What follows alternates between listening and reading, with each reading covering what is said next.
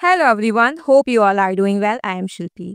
सो आज एक और नई कहानी के साथ आपके सामने हूँ मैं। 2 से 3 कहानियाँ मैंने ऑलरेडी शेयर की हैं, आप जाकर चेकआउट कर सकते हैं कि हर इंसान कहीं ना कहीं मेंटली डिस्टर्ब है, कहीं ना कहीं वो मेंटली ट्रॉमा से गुजर रहा है।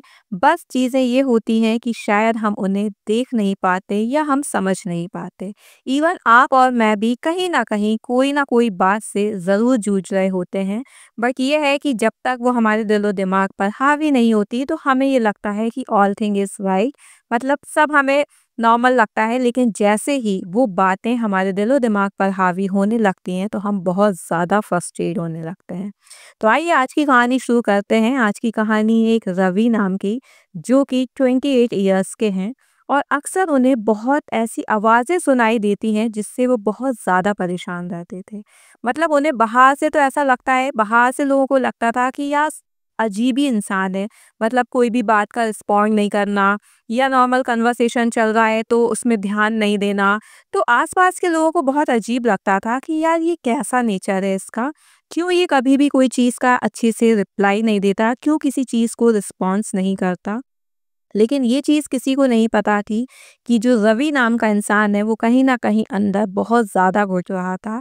उसको वो एक अजीब-सी आवाज़ें आती थी अंदर से जो कोई समझ ही नहीं पा रहा था, क्योंकि उसने कभी उन चीज़ों को शेयर भी नहीं करा।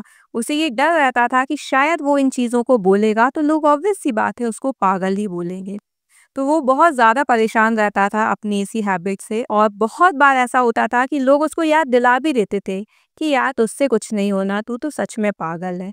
और ये चीज़ें, ये बातें बार-बार जब रिपीटेशन मोड पर आती थी ना, तो उसे बहुत ज़्यादा सदमा लगता था और वो अपने आप में इतना इमोशनली हो जाता था कि वो उन चीज़ों से बाहर निकलना तो छोड़ो, उन चीज़ों में इतना ज़्यादा खो जाता था कि उसे बाहर की दुनिया का कुछ समझ ही नहीं आता था। ऐसे ही करते-करते टाइम बहुत बीता गया। एक दिन वो नॉर्मल मिरर के सामने खड़ा हुआ और उसने अपने आप से पूछा कि क्या मैं सच में पागल हूँ?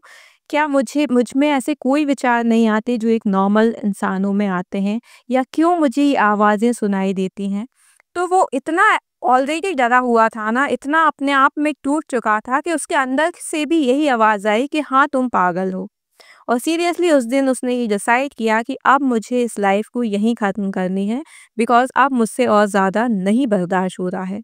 और सीरियसली उसने कुछ स्टेप्स भी उठाए इन चीज़ों के लिए। लेकिन कहते हैं ना कि जब तक किस्मत में चीज़ें हैं तब तक सब सही होता है। कैसे भी करके वो उन चीज़ों से बचा। फिर उन चीज़ों से उसको बाहर लाने के लिए उसके ही कुछ अपनों ने हेल्प की। फिर उसने कहीं न कहीं काउंसलिंग कराई, अपने घर वालों को थोड़ी-थोड़ी चीज़ें बताने की कोशिश भी की। घर वालों ने भी कुछ बातें समझी, कुछ बातें सच में दिमाग से परे जाती हैं, क्योंकि बहुत सी ऐसी बातें होती हैं जिन पे हम ईज़िली बिलीव नहीं कर पाते हैं। लेकिन इस स्टोरी से यही समझ में आता है कि ऐसा नहीं है कि हर चमकता चेहरा, हर खुशहाल चेहरा सच में अंदर से भी उतना ही खुश है, क्योंकि ज़रूरी नहीं है कि वो लड़ाई हमेशा बाहर वालों से ही हो।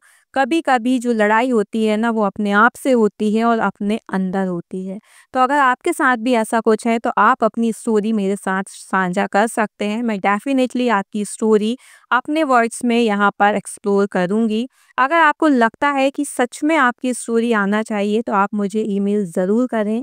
मैं सीरियसली उस चीज़ को चेक करके अपने वर्ड्स में कन्वर्ट करके वो स्टोरी सबके सामने लाने की पूरी कोशिश करूँगी।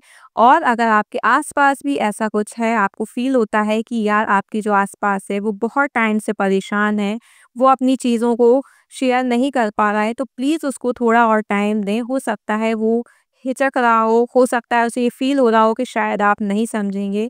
बट अगर सच में कोई बहुत टाइम से परेशान है तो उसको थोड़ा-सा टाइम दें। हो सकता है आपके 5-10 मिनट उसकी एक लाइफ़ बना दें।